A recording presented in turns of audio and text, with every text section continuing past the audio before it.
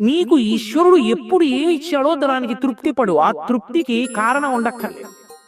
ఆకలి సరిగ్గా లేదని ₹1,000 మందులు వేసుకుని ఏడుస్తున్న వాళ్ళు కోట్ల మంది ఉన్నారు. వేల పట్టున ఆకలేస్తోంది, సంతోషించు. దాహం వేస్తే మంచినీళ్లు లోపలికి వెళ్ళక మధ్యలో కన్నం పెట్టి గొట్టం పెడితే ముక్కులోంచి పోసుకుంటున్న వాళ్ళు ఉన్నారు. గుటుక్కు నీళ్లు తాగితే లోపలికి ఎడుతున్నాయి, సంతోషించు. రాత్రి తిని పడుకుంటే పొత్తుడికి కడుపులో పోట్లు వచ్చి జీర్ణం అవ్వక ఏడుస్తున్న వాళ్ళు 1,00,000 మంది ఉన్నారు.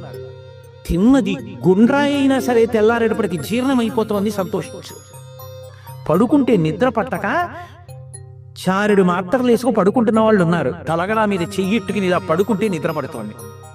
పుస్తకం ఉంటే తప్ప మాట్లాడలేని వాళ్ళు ఉన్నారు. వేదిక ఎక్కి కూర్చుని మాట్లాడడం మొదలు పెడితే గంగా ప్రవాహంలో వస్తోంది, సంతోషించు ఈశ్వరుడి కారుణ్యానికి.